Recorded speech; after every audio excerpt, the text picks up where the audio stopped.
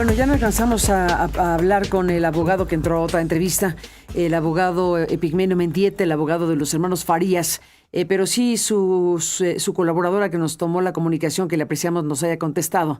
Le preguntamos si estaba imputado por el asesinato del contaminante Fernando Farías Laguna, como circuló en algunas versiones, y le preguntamos directamente si estaba imputado también por el asesinato del contaminante Fernando Farías Laguna, por el asesinato de Fernando Guerrero Alcántar, el marino que fue detenido en Argentina. A ver, la pregunta es si estaba imputado por el asesinato de Guerrero Alcántar, el hoy detenido en Argentina contaminante Farías Laguna. Perdón la revoltura que hice. Dice su colaboradora que puede asegurar que no hay ninguna acusación, investigación o carpeta por homicidio, que de homicidio no está acusado. Así que esta es una aclaración que se tenía que hacer y lo hacemos de esta manera. Vamos con Anabel Hernández y Maridela Gómez esta mañana viernes. Anabel Hernández y María Idalia Gómez. Anabel, buenos días. Noticias. Bienvenida, Anabel, ¿cómo estás? Buen viernes. Querida Carmen, buen viernes para ti, para Maridalia, para el queridísimo auditorio. Gracias por estar aquí. Maridalia, buen día, bienvenida, ¿cómo estás? Muy bien, gracias Carmen, un muy buen día para ti, para Anabel, para la audiencia, un abrazo fuerte.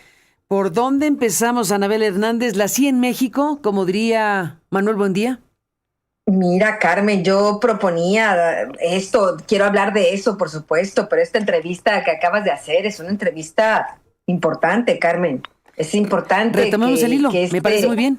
Retomemos el hilo del tema. Que este abogado hable de que dos de los coprotagonistas de esta historia de tráfico de huachicol, de denuncias de personas que valientemente no quisieron ser parte de eso, como Fernando Rubén Guerrero, que denunciaron, que tuvieron reuniones. Es increíble que hasta este momento, de acuerdo al menos a la información de este abogado, que el exsecretario de Marina, Rafael Ojeda Durán, y que el actual secretario no hayan sido llamados a declarar.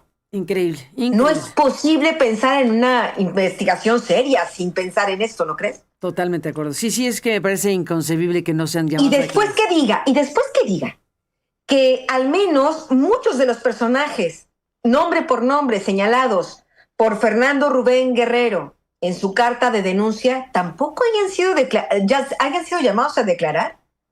Carmen, a mí me parece realmente esto increíble. Por supuesto, yo tomaría con calma, ¿no? Con cautela, saber si los Farías son los chivos expiatorios o no. La verdad es que eso es difícil, que ellos no hubieran ocupado cargos particularmente relacionados con el control aduanal, etcétera, etcétera. Yo sería cauta, no tengo más elementos, simplemente sería cauta en exonerarlos en automático, porque sabemos cómo se manejan las instituciones públicas en México, lo sabemos cómo se manejan la Sedena, la Marina, de cómo solo basta ser un familiar de un secretario de Estado para que no se necesite estar físicamente ahí. En el tráfico de influencias, por desgracia, está históricamente probado. Raúl Salinas de Gortari, bueno, tenemos tantos parientes incómodos, ¿no? A lo largo de la historia política en México, los hijos de Marta Sagún, etcétera, un larguísimo etcétera, de que no se necesita precisamente estar ahí en la aduana viendo cómo entran y salen las cosas, sino a veces con una sola llamada telefónica, a veces solo con una sutil recomendación. Estas cosas operan en México. Entonces, creo que hay que tomar en consideración esto. Habrá que ver cómo se desarrolla este tema tan importante que han seguido ustedes con este audio que realmente vino a romper una situación muy importante en esta investigación, que cambia realmente totalmente el tablero y nos hace ver la historia de manera totalmente distinta, ¿no?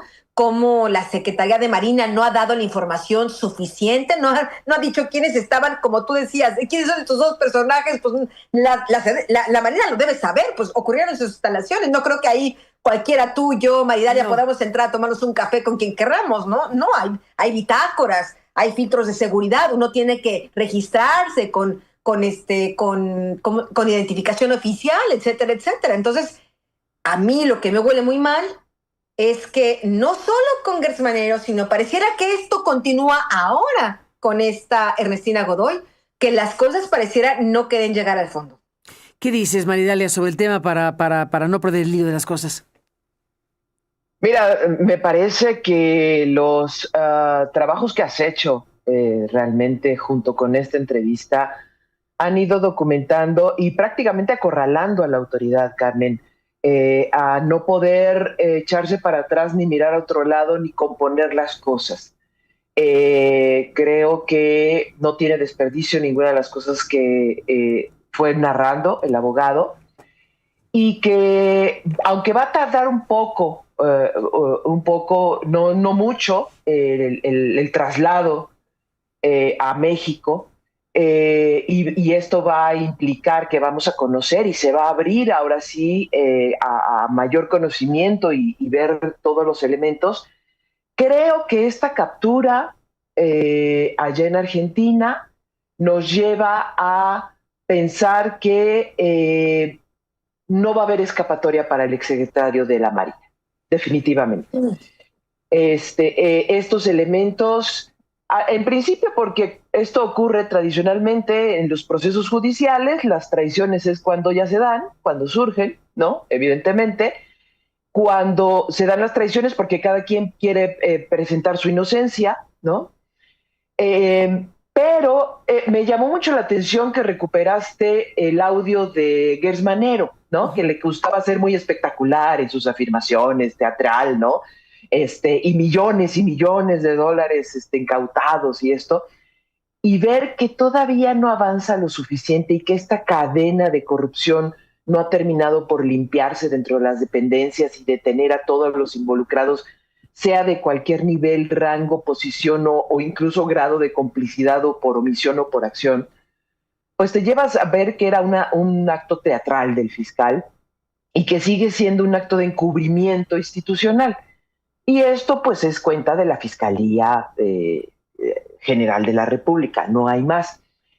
Pretender festejar la captura en Argentina, no, es su tarea. Disculpen, pero es su tarea.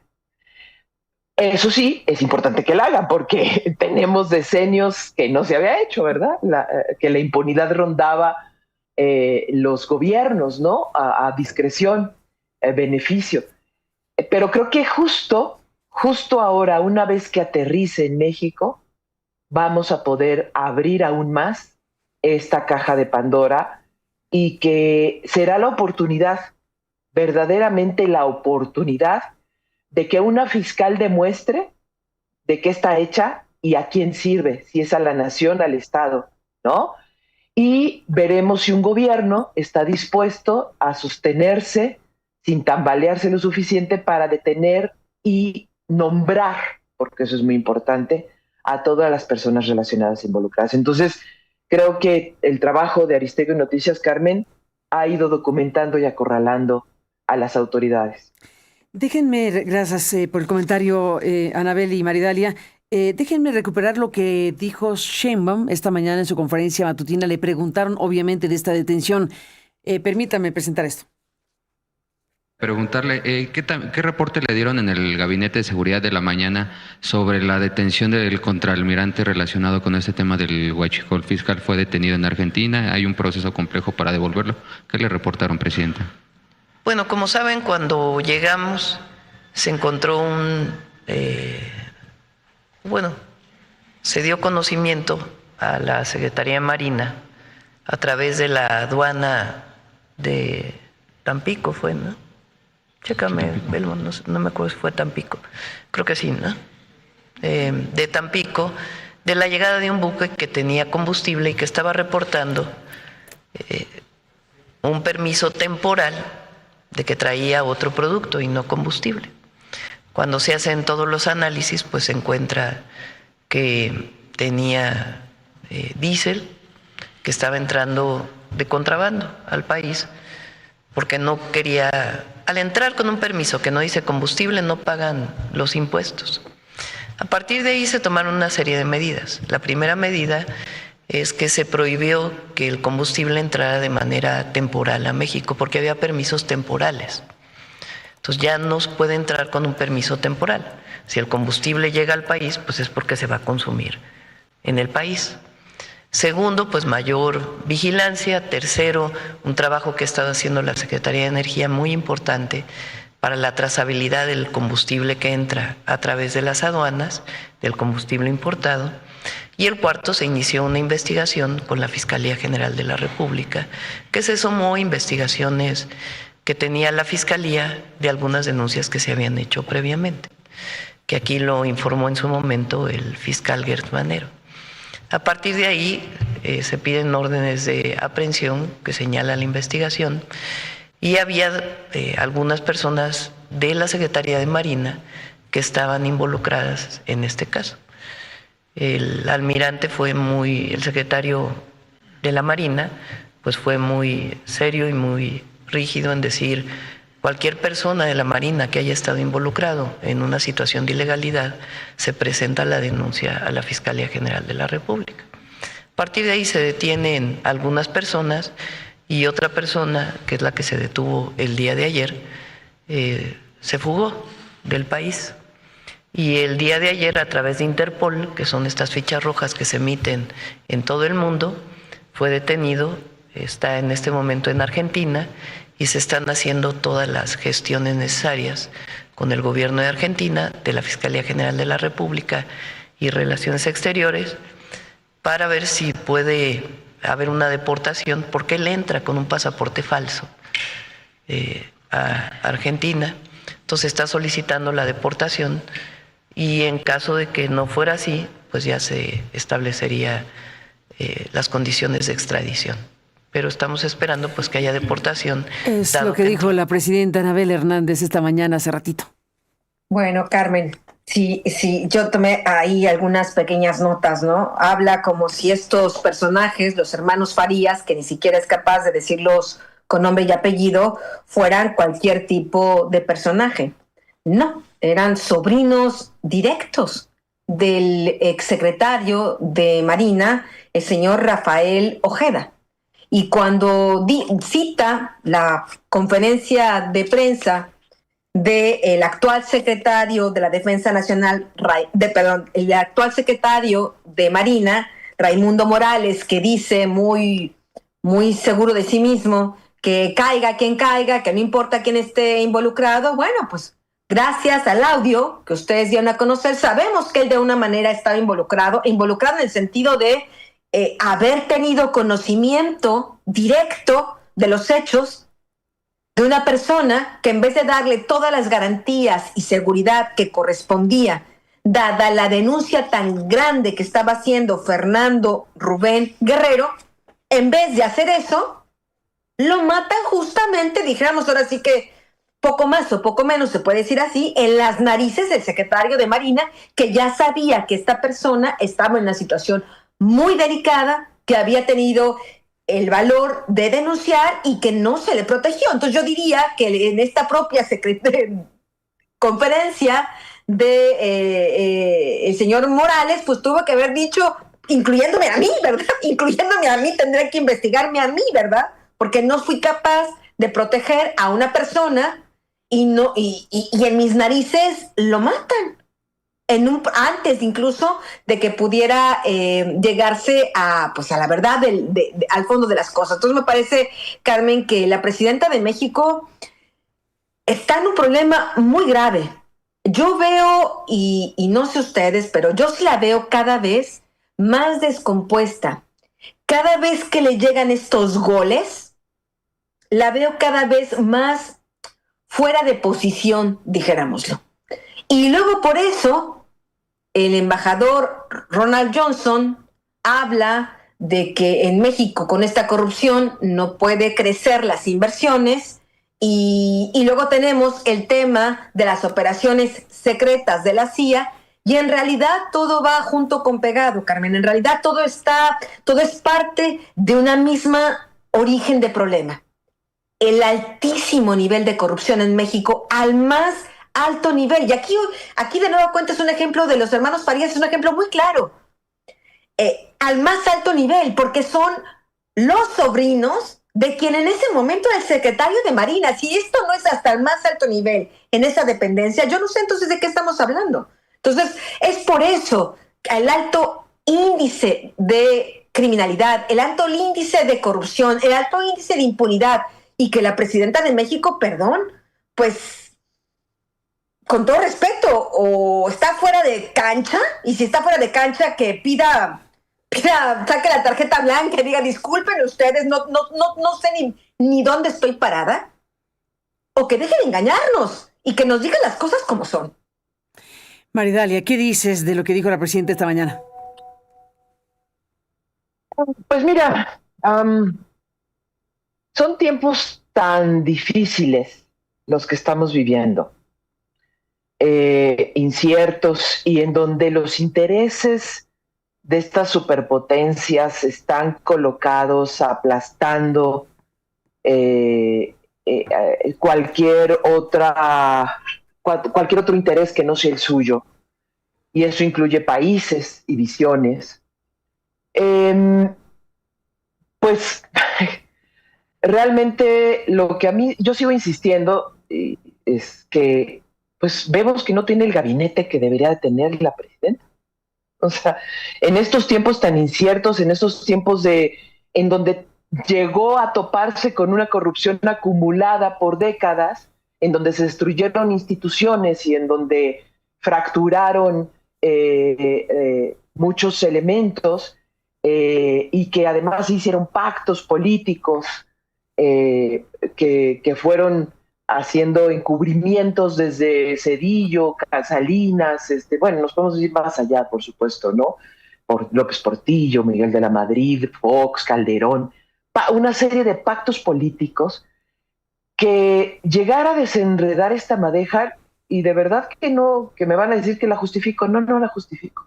Lo que es terrible es que el nivel de personajes que están en la política, en la toma de decisiones y que están definiendo el rumbo de este país y que deben acompañar a una mujer en esta trayectoria, no están a la altura.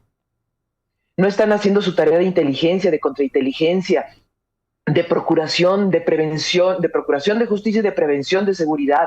No están haciendo su tarea de negociación de los más altos niveles económicos que tenemos en puerta. Entonces, la madeja es tan grande y la corrupción tan poderosa, el monstruo tan enorme, que no es sencillo, no es fácil, y que yo quisiera ver en la estatura. O sea, yo no puedo ver cómo un Marcelo Ebrard sale a decir que pues es normal, que está bien que su hijo esté en una embajada, ¿no? O sea, viviendo, o sea, como si eso fuera tan trivial y tan normal, ¿no?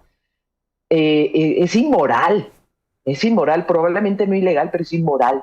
Y si tenemos personas inmorales en la toma de decisiones y en la vida, en la hoja de ruta de este país, la presidenta no puede saberlo todo y no puede resolverlo y atenderlo todo. Lo que sí puede es tener a las mejores personas, y eso es lo que le falta por decidir, y es lo que no hemos visto, que ya tenemos que ver, porque estamos en los albores de la negociación de un tratado de libre comercio que viene de la manera más ruin que podamos vivir en México, lo que viene.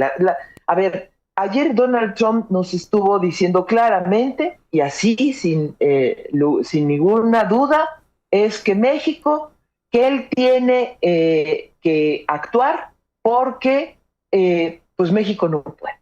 Lo ha dicho un sinnúmero de veces, pero lo dice después, que ya está atendiendo Irán y que estamos en la puerta, que nos vino a regañar el secretario para ver cuáles eran los acuerdos, y que tuvo que salir Marcelo Ebrard a decir, híjole, pues no hemos podido arreglar nada de los aranceles, ¿no? Porque los aranceles llegaron para quedarse. Bueno, en medio de esta pareja tenemos esta descomposición institucional. Entonces hay que ver la estatura de la fiscal general, cuál es su estatura, la estatura de su equipo, para que ya no tengan ojos partidistas, sino ojos estadistas, visión y posición de estadística. Es lo que necesita este país y las condiciones.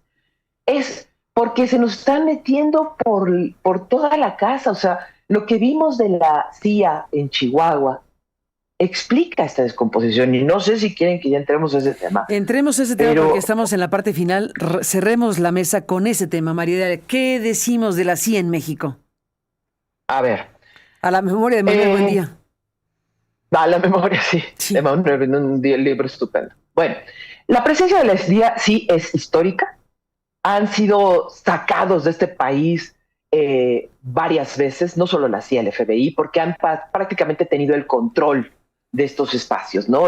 Lo que hubiésemos pensado que la Dirección Federal de Seguridad, y estamos hablando de los años 70, 80, la CIA no tenía parte, sí, tenía una oficina allá en República, que tuvieron que ser despedidos, más bien lo sacaron y dijeron, no, a ver, la información se los da lo que fue el nuevo órgano, que fue el CISEN. Y solo porque hubo un hombre que así lo impuso, porque no había otra condición, y fue el almirante Wilfrido Robledo. Y empezó a diseñar, porque él fue el que diseñó el CISEN, no alguien más, un órgano de Estado en donde, conociendo las herramientas y las formas que tenía el FBI y otras agencias en Inglaterra, en Europa, conformó un órgano de Estado que informaba. Cuando en los finales de los 90 se vio y se empezó a ver la descomposición criminal de la que ya veía el CISEN esta presencia, es cuando se propone la formación de la Policía Federal Preventiva para que fuera una inteligencia estratégica respecto a la criminalidad. Bueno, en todo ese tiempo y hasta ahora, pues las agencias intentaron meterse y estar tomando el control, y lo han hecho de muy diversas maneras, pero particularmente la CIA tiene la tarea específica de generar desestabilización en los países. Es una de sus tareas. Es, además de tener control informativo, es de incidir, y lo hemos visto y lo estamos viendo en todas las movilizaciones sociales que se hicieron recientemente en Irán, y ya vemos cómo han caído países así, articulados por la CIA. Aquí, ¿qué estamos viendo? A ver, personas que sí estaban acreditadas y que sedujeron al gobierno de Chihuahua, que no es nuevo. Desde las muertas de Juárez, las agencias estadounidenses estuvieron participando muy directamente con las oficinas de seguridad de México. Iban y venían, había ahí límites. Bueno, lo que están haciendo, porque no es solo en Chihuahua, es en Monterrey, porque estas personas estaban asignadas a Monterrey, estos dos agentes, y en otros estados, están seduciendo a los gobiernos con el supuesto argumento probablemente de combate a la seguridad, de brindar un puente de conexión para inversiones, pero sí tienen un trabajo conjunto contra los crímenes, contra los grupos criminales, etc. Y entonces están cayendo en estas garras sin darse cuenta que estos beneficios tecnológicos, operacionales, están siendo utilizados para ellos obtener beneficios de información estratégica desde minerales energéticos, desde los mismos grupos criminales. Es decir, ellos van acumulando información que van a utilizar porque Estados Unidos no tiene amigos, tiene intereses, y entonces van a utilizarlos para sus intereses. Y lo que vimos, y a este punto voy a llegar irresponsablemente diciendo lo que voy a decir, aún sin tener todos los detalles, pero sí la confirmación de que no se trató de un accidente, sino fue un ataque directo. Y entonces este ataque directo, de las que todavía no podemos armar el tejido porque pues todavía estamos reconstruyendo, tanto las autoridades como incluso el propio Estados Unidos, porque tenían información y forman parte de una oficina que precisamente tiene vinculación con El Paso y con Monterrey, que fue construida en la época de Calderón, y que ahí se conforma una serie de informaciones que permiten intervenciones telefónicas, monitoreo satelital y una serie de tecnologías que no lo hacen para beneficiar a los mexicanos necesariamente, pero que lo podemos usar para beneficios. Es decir, no es que seamos o tengamos que vernos como víctimas y que viene ellos pero sí tenemos que saber lo que están haciendo y tenemos que colocarnos para impedirlo. El mensaje que aquí se envió por parte de los grupos criminales fue una declaración de guerra. Y ya tomó nota Estados Unidos de esta declaración de guerra. Y la posición que va a adoptar ahora y las consecuencias futuras que veremos es que va a haber una persecución como lo hubo contra Ociel Cárdenas Guillén, como lo hubo como Camarena, como lo hubo con tantos otros personajes cuando ven atacados sus intereses personales, pero además porque cuando quedan en evidencia. Ahora, y con esto cierro porque perdón por apoderarme del micrófono, es que sí, México sí está en medio de operaciones y teatros y escenarios de operaciones de inteligencia que están siendo utilizados sí para la desestabilización y sí para obtener beneficios y sí también para combatir al crimen organizado. Y por eso vamos a seguir viendo publicaciones de corrupción y por eso vamos a seguir viendo operaciones, pero sí hay un puente y es real entre Omar García Harfuch y otras áreas de la Secretaría con Estados Unidos. Pero ellos aprovechan cualquier resquicio y cualquier espacio para hacer este tipo de controles y de operaciones y de información. Aquí México tiene la disyuntiva y la oportunidad de, sí, plantarse a México, nada de eso que empatía ni nada, sí, plantarse a México, poner las reglas, usar la información, poner límites, saber lo que está ocurriendo, pero solo va a ocurrir con actos de inteligencia y contrainteligencia eficientes por parte del Estado mexicano que no existen, porque está perdido lo que dirigía, porque se encargó de perderlo Audomaro, el general Audomaro. Entonces, es la oportunidad y la coyuntura para colocarse, porque viene una negociación con el Tratado de Libre Comercio en donde no solo van a aparecer, nos van a presionar políticamente, nos van a presionar precisamente exhibiendo mayor corrupción y también creando focos de inestabilidad. Porque estamos ante la redefinición del mundo en donde Estados Unidos quiere controlar México y todo América. Entonces, el momento es crucial y la toma de decisiones es de como estadista, no como morenista, porque eso está rebasado y es un pobre partido que está perdido. Es el momento y es ahora. Y es cuando Claudia Sheinbaum, la presidenta, tiene que definir si cuenta con un gabinete suficientemente a la estatura para la toma de decisiones que vienen. Porque esto que ocurrió no solo tiene que ver con grupos criminales, tiene que ver con escenarios que está construyendo Estados Unidos también, sobre México y sus intereses. Y no podemos perderlo de vista. Nos vamos, Anabel Hernández, ¿con qué te despides?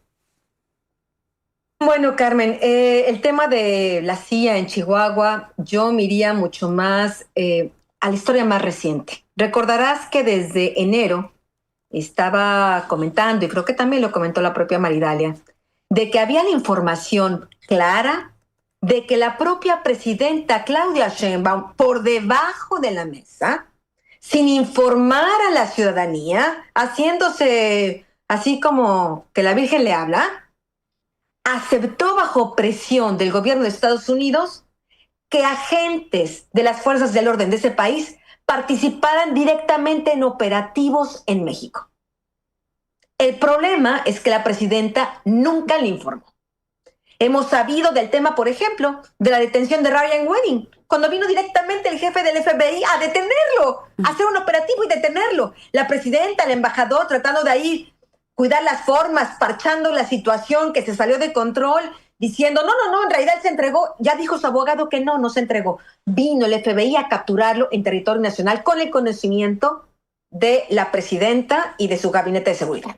Otros los operativos, donde claramente con el conocimiento de la presidenta y del gabinete de seguridad, vino el gobierno de Estados Unidos a colaborar para el operativo contra el Mencho, donde resultó muerto. También lo sabía el gobierno de México, solo que como nos dora la píldora diciéndonos la presidenta de que hay que cuidar la soberanía. No están aquí operando. Miente la presidenta. Solo que ahora quedó atrapada en sus mentiras. Porque así como la presidenta no nos ha informado a los mexicanos cuándo, quiénes y por qué están actuando en operativos en México, el gobierno de Estados Unidos tampoco le informó a ella que además de las operaciones que hacen de manera coordinada, que el gabinete de seguridad conoce, etcétera, etcétera, hay otras operaciones que están realizando porque no hay una realmente confianza en el gobierno de México. Y yo me iría mucho más allá, que es una cosa yo creo que más grave. La he expuesto desde el miércoles pasado, desde este miércoles en mi podcast Narcosistema. El tema que más preocupa y del que nadie quiere hablar es el tema de, ¿estaba ahí el ejército mexicano? Disculpa, Carmen, cuando la presidenta dice, le he llamado a la gobernadora para pedirle cuentas. Cuando Morena dice, vamos a llamar a la gobernadora para que venga al Congreso. Disculpen, ¿por qué no llaman al secretario de Defensa Nacional primero? Que no se hagan los tontos, con todo respeto. Basta. Hay que decir las cosas como son.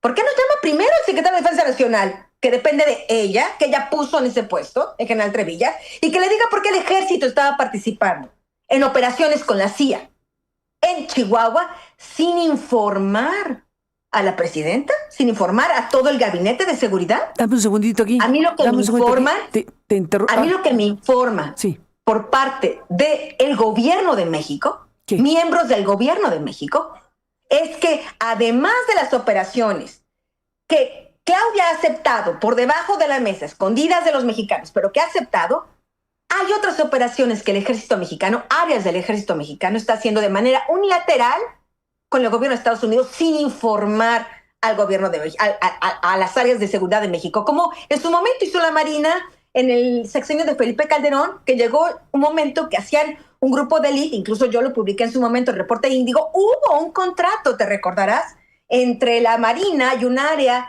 del gobierno de Estados Unidos, donde parte del contrato es no debes informar a nadie de lo que estamos haciendo. Del acuerdo que se estableció, no debes informar a nadie. Bueno, de esa manera hay áreas del ejército mexicano que lo están haciendo. Entonces, ¿por qué no la presidenta primero aclara cuentas con el secretario de la Defensa Nacional en vez de hacer este circo? Me parece que todo esto, Carmen, es parte de una circunstancia que es una realidad. Es verdad que el gobierno de Estados Unidos utiliza acá, utiliza allá, lo sabemos históricamente. El problema es que estamos partiendo de una cosa que existe, que no es una ficción, que es la corrupción al más alto nivel en México, como el caso de los Farías, etcétera, etcétera, la penetración de los carteles de la droga al más alto nivel y un gobierno de Claudia Sheinbaum que más allá de su gabinete, la señora le está quedando a deber a México. Yo no sé cuáles son las capacidades o no capacidades, parece no muchas de su gabinete, pero ¿no será que más bien el gabinete es un reflejo de lo que es Claudia Sheinbaum? Y concluyo señalando y confirmando lo que ha comentado Maridalia. Yo cuando ocurre este accidente estaba justamente en Florida participando en una importante reunión antilavado, donde estaban agentes del FBI, estaba gente de la DEA, estaba gente de Homeland Security, estaba gente del Departamento del Tesoro. Los vi ese domingo ahí con sus teléfonos de plano muy preocupados porque comenzaba a circular la historia, la noticia de esto, y ellos inmediatamente dijeron, son gente de la CIA. Son gente de la CIA y la Embajada de Estados Unidos está investigando efectivamente que no se trató de un accidente, sino todo indica que se trató de un homicidio. El problema es que el gobierno de Estados Unidos tampoco puede quejarse abiertamente con el gobierno de México. Tú me mataste a mis agentes porque esos agentes, se supone, estaban únicamente con acreditaciones de instructores y no con acreditaciones para actuar. Entonces, es ahí donde este juego de mentiras, de trampas entre un gobierno y otro, pues comienza a cobrar la factura a la sociedad porque no está informada. Pues ahí está todo ese programa. Solo quería comentar que más temprano conversamos con Steve Fisher, el periodista que publicó en Los Angeles Times que efectivamente se trataba de gente de la CIA, pero dijo que no habían participado solo en un operativo, en ese, sino en 3, por lo menos él identificó con sus fuentes en Estados Unidos. Y lo que dijo también es que según sus fuentes, el ejército, en relación a lo que dices, Anabel, que el ejército había participado como una parte perimetral del operativo, una parte perimetral, y que los agentes de la CIA, que no eran 2, sino 4, iban vestidos con uniformes de la agencia de investigación o la agencia correspondiente de Chihuahua, que ellos iban vestidos con uniformes de Chihuahua y que el ejército estaba en la parte perimetral. Lo dejo como dato de lo que nos dijo Steve Fisher esta mañana, Anabel.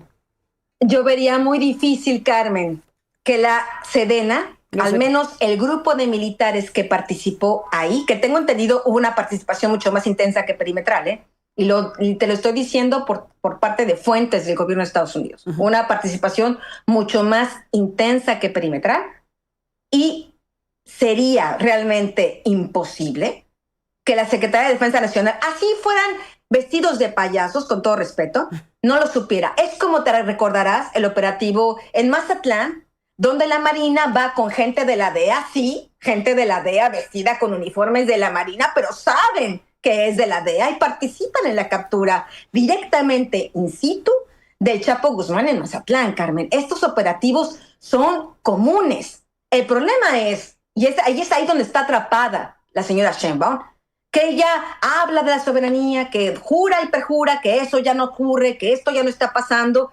Ella autorizó a que algunas de estas operaciones se llevaran a cabo. El problema es que esta en particular en Chihuahua, ella no lo sabía, pero quien sí lo sabía, el ejército mexicano. Pues ahí está. Anabel Hernández, gracias por estar aquí. Seguiremos hablando. Buenos días. Un abrazo. Mariela Gómez, gracias por estar aquí. Buenos días, a las 2.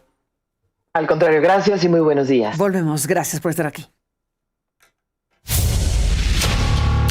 Anabel Hernández y María Idalia Gómez en Aristegui Noticias.